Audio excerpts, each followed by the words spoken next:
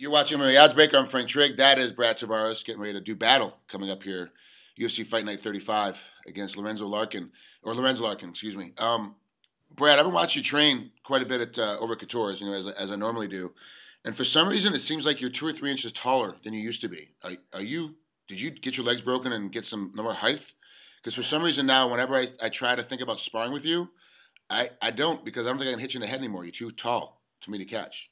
I don't know. I hear that a lot, mostly from when I go back home to Hawaii and I see old friends I haven't seen in a while. They tell me that I got taller. I don't know. Maybe I did. Maybe it's just because I'm in that phase right now where I'm slimming down, getting close to my fight. So being that I look skinnier, I look longer. I don't know what it is. No, you really put on 2 or 3 inches in height. Like, you've really gotten taller. I mean, I know you're not a kid, so you're not going to go stand in front of the thing and have your parents put the line on the wall for you and all that. But you're legitimately taller. And it brings a question, but you're making weight easier than you used to even a year ago. Usually when someone gets taller, you remember as a kid, you get taller, all of a sudden, oh, I have a growth spurt, and I got so much bigger. You're making weight easier, but you're taller. You have more range, more length, more reach. It didn't seem, like you're saying, you didn't even notice it, so it didn't seem to change your style at all. And it doesn't seem to really battle your weight at all. Do you find out that you're putting more weight up as far as strength goes? Like, you're stronger and you're faster during the preparation stages of your training camp now? Like, when you're squatting and lifting and jumping and having to do fast mitts with Ray Cepho, are you noticing that, hey, I'm faster and stronger? Is any of that happening too? Yeah, somewhat.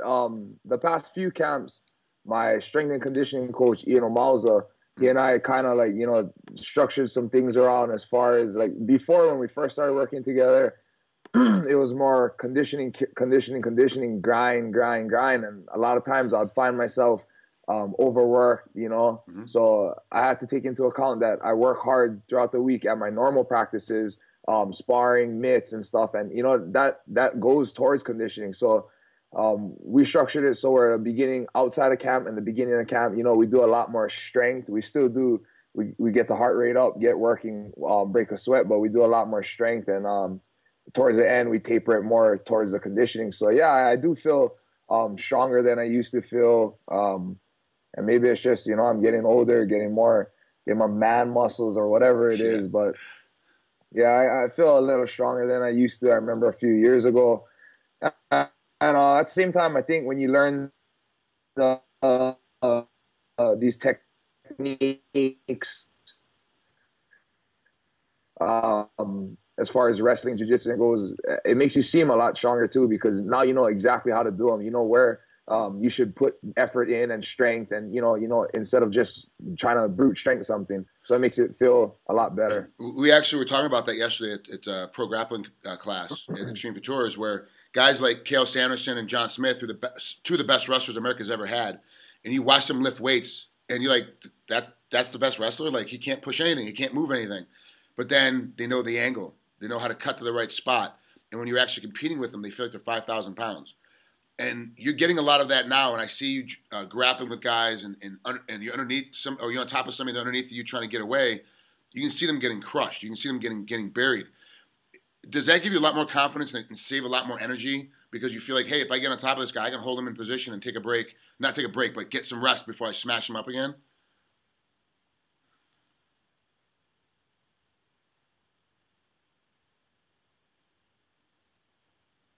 Bradley. I think a lot of when I go into a fight, I just like to feel like I'm in the best shape possible. Can you hear me? Yeah, I got you. Yeah, I came back. It popped out for a second. Okay. You're back in now. Okay, yeah. So what I was saying is that going into a fight, the biggest confidence boost is just knowing that I put in the hard work during the training camp. All the hard work is done, and that fight part is fun. So being able to sit on top of a guy and hold him down, yeah, it'll give you confidence in camp, but it's not quite going to be the same fight when you get into the actual fight itself. Of course, your emotions, your everything is heightened, your feelings, and especially how hard you're going. In practice, you're not trying to hurt your training partners. In the fight, you're trying to hurt the guy. So everything is more effort. So I think more than that, the thing that gives me confidence is just knowing that I'm in the best shape possible. All right, let's talk about Lorenz Larkin. He's, obviously a big hitter, heavy hitter. 11-1 for you, 14-1 for him. So records are virtually the same. he's obviously a guy that's going to try to punch you in the head. I mean, that's just what he's going to do. There's no way around it. There's not enough time for him to change his style up from his last fight. That's just what's going to happen. Was it difficult to really come up with a game plan for a guy like that? Because he seems so one-dimensional, but he's really not a one-dimensional guy. And so, like, I know Ray, with Cepho being a striking guy, he's going to have the perfect game plan for a striker. So it makes it very simple. But he's also, Lorenz has got some other tools in his basket that he doesn't really go to a lot. Was it difficult really coming up with a solid game plan for this guy? I don't think it was at all. I'm not taking anything away from Lorenz. I think he's a really complete MMA fighter because you don't see this guy go to the ground a lot. And yeah, he's not submitting guys or whatnot. But if you watch his fights, he has excellent striking. His hands are really quick. He uses his footwork really well. He's tough. He can take a punch. He can deliver a punch. And then on top of that, when people try to take him down, he has really good takedown defense. He has really good balance. So in a lot of ways, we're a lot alike. But like you said, I think I'm longer than him. I'm taller. I'll have the reach advantage. I'll just have to make sure, that I'm not standing in range and getting lazy and letting him hit me because he's quick and he can pop those punches off. But coming up with a game plan for a guy like Lorenz, it wasn't hard. Now it's just going to be a matter of executing. Let's shift gears. Did you watch the fights? 168 with.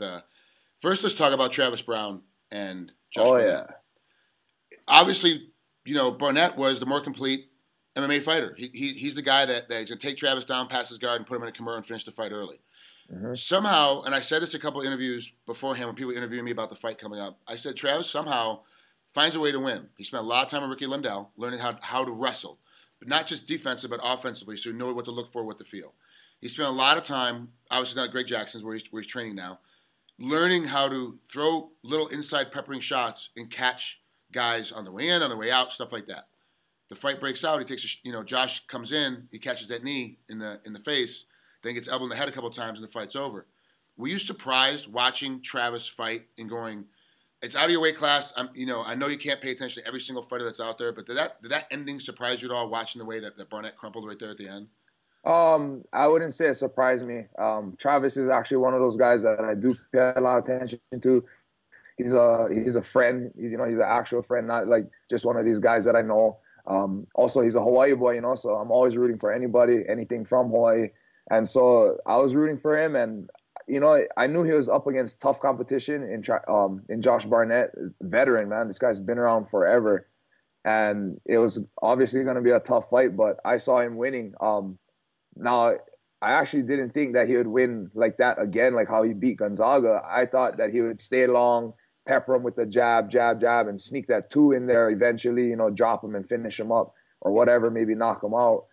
But, I wasn't too surprised as far as him beating Barnett and knocking Barnett out. I kind of had a feeling that that's how that fight would go. Travis is dangerous, man. That guy he's a big dude. He's 6'8", 250 pounds, 240 pounds, whatever it is. And he has all that range, so he packs a punch. He's knocked guys out with knees, flying knees, kicks, and with those elbows before. Those elbows are deadly. I think a lot of people, especially I think he's fighting Verdum next. I think that's what they said. And if Verdum tries to shoot in like that, it's you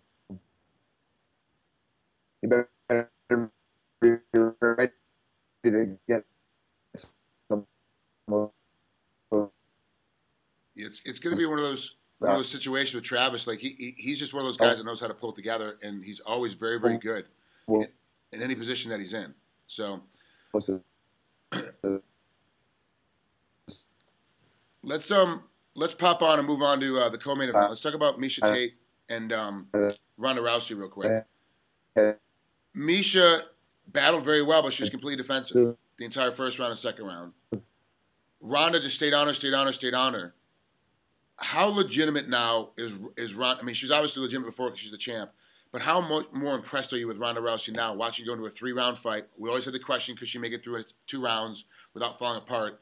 How impressed were you with Ronda Rousey's win and how she won? Because she basically just exhausted Miesha. That armbar she had at the end wasn't even really an armbar. She had a head scissors on and then just grabbed the arm, and Miesha was like, "Here, just take it. I'm done. I can't do anymore." How impressed are you with Ronda Rousey now? At first, in the first 2 rounds, everybody knows what Ronda wants, what she wants to do. She wants to come out there, hit you with that throw and pull your arm off. Everybody knows that. Everybody, you would think, should be ready for that. After it got out of the first round, you know, I was really curious to see how she would do. She's never been there before, you know, and it's one thing to train it, but to do it in a live fight when, like I said, everything is different, emotions are higher, everything is intensified. And honestly, in between rounds, in between the first and the second round, she looked like she wasn't breathing right. You know, she kind of was breathing hard. It looked like she wasn't focusing on catching her breath. In the second round, she came out a little flatter, but that being said, she still, like you said, came forward, barraged her. And in between second and third, more of the same. And I thought, oh, she's going to gas because, you know, it didn't look like she was relaxing and getting her breath and whatnot and calming her heart rate. But then, to my surprise, in the third round, she came out looking fresh. So that was a shocker. You know, that was impressive. And, you know, it's, you know, she trains hard. She's a world champion. She's training for 5'5", and she's an Olympian. So, you know, she's been at the height of the competition before. So, yeah, I was impressed with that. I still, you know, I don't think that was cool. You know, she had her excuse or her reason why she didn't want to shake Misha's hand. And I understand it's a battle. But, you know, everybody's watching this, and people already look down at our sport, a lot of people, and say we're, you know, cage fighting, we're barbarians and this and that. And, you know, to show them that after all that's said and done, that you can still shake hands, you know, it would have been a good image for the sport. But, you know, she has her reasons, so it is what it is. You know, not everyone is going to be a perfect role model. You know, yeah. And unfortunately, she has to be the role model for all women right now, not just young women wanting to fight. Like you and I, you know, you're a role model to guys that want to fight. She's a role model for all women right now, empowering all women, and the heat on her is a lot more. I'm pretty sure there's going to be a conversation being had with her. Or there was a conversation with her backstage, like, Ronda, you can't do that anymore. You gotta class it up because the entire world is looking at Ronda Rousey right now. Is when it comes to MMA or women's MMA as a whole, they're definitely looking at her. So hopefully she gets that corrected because she is a sweet girl. She's a nice girl. Yeah. But when she hates somebody and she doesn't like somebody, she's also not going to be fake. She is 100%. If she doesn't like you, she doesn't like you, and she's not going to mince words. She's not going to play games with you. She lets you know, and you got to respect her for that. But I would have liked to have seen a handshake at least, even a little hand slap, and be like, hey, look, you know, I don't like you, but we'll squash the beef because I kicked your ass again. But, you know, this is how it is. Yeah, even Jordan Burroughs tweeted something about, you know, like how good of a fighter she is, that it's sad to see that, you know, how many people dislike her because as good of a fighter that she is, everybody should love her. You know, and it's just, I think a lot of people is just, they're turned off by, you know, the person she portrayed during The Ultimate Fighter, that type of attitude right there and whatnot. But hey, whatever, she's being her, and you know that's how she goes about things. So it is what it is. Yeah, and you got to respect her for it because she does not want to change because she has no reason to change. And the easiest way to sway public opinion is keep taking arms home. It's very simple. She keeps winning. We're all going to kind of forget. Like, we really don't care because she's a champ. So, last question before I let you out of here, Brad. Anderson Silva, is he done, or do you think he's going to recover and come back and fight again? I think the fighter in him will want to recover and get that, avenge that. I still think that he knocks out Weidman. I mean, regardless of how that first round went, you've seen that happen in the second Chael Sonnen fight. Chael took him down, and everybody thought, oh no, here comes, you know, the first fight all over again. And then look what happened in a second. I still think he beats Weidman, and I'd love to see it. But with an injury like that, you know, I don't know. I think that might be career ending. That's gonna be, his legs snap, man. So that's gonna be some intensive rehab. What I read the press release when it came out the night of the fight, and it basically said that, look, he's already had surgery. They went in right away and had surgery. They put a rod in. It's 3 to 6 months recovery from something like that. That's it. It's not like a year-long deal. There's no other surgeries needed. It was a clean break, so everything's gonna be fine. And they're saying, you know, he could easily fight again within, you know, a year and 15 months, 16 months. He could easily fight again.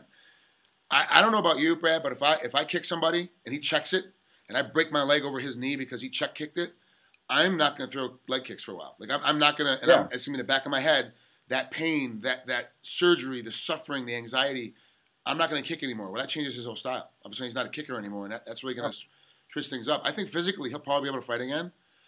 I think mentally he will have a hard time getting back into it and getting back after it again. Definitely. Something he's been doing for years on end. and then that happens, of course it's going to be in the back of your mind. My last fight, I threw a lot of kicks and hit elbows, knees, shins, and That's those right. ones have beat it up, and my ankle was swollen. And that night I couldn't walk on it, and for I think it was like 2 months, I didn't kick anything just because it was sore and I was letting it heal up. And then on top of that, when it was healed up, I had to get that feeling back of kicking things hard again, and getting those muscles and nerves tight and whatnot. So for him to break his leg like that, I don't know. I mean, it sucks to see him go out Mm-hmm. like that. It sucks to see him go out on a loss, 2 losses to the same guy. But maybe he's done everything that you can do in this sport, and he will always be the greatest fighter. So Our maybe it's time for him to retire. our sport became better because he was a champ. Yeah. There are very few real hat tipping gentlemen left in the world. Like guys that see a lady and they got a problem, they run over there and you're carrying, a lady's carrying a bunch of grocery bags into the apartment. He'll run over there and grab the bags and help her in. Like he's one of those guys. But so is Chris Weidman. I was explaining to somebody last night that there are basically 3 real gentlemen left that fight in our sport, that are real solid gentlemen. And 2 of them had to fight each other last night, and the other guy retired a month ago. So it's one of those situations where you're like, all the great gentlemen, the real true gentlemen are kind of leaving our sport. Our sport became better because he was a champ. Our sport's going to be even better because Chris Weidman's a champ. It's just the evolution of the sport. He has nothing to be ashamed of. And he's got to retire because of his break. Hey, he made a bunch of money, provide for his kids. They're in private school. He's going to take care of his family. Let it go. He's got nothing to be ashamed of, like you said. And actually, it's as the B part of this sport, I'm actually kind of proud that he was a champ for so long and could prove. Because I thought he should have retired like 9 years ago. Because he was just he's getting scissor heel hooked by Rio Chonin. Like, come on, like you should retire. All of a sudden, he progresses late in his life. Now he's 36 and he's comes out the best guy in the world. So, it's for me, it is sad and disappointing to see a guy go out and a loss like that. I would have preferred to have him be knocked out or submitted and have it make a definitive end or whatever if he's going to lose. But it is what it is, and if he's got to go, he's got to go. It's okay. I'm okay with it, and I would love to see him fight again and be back to the same old Anderson Silva. But if he's not, it's okay for me.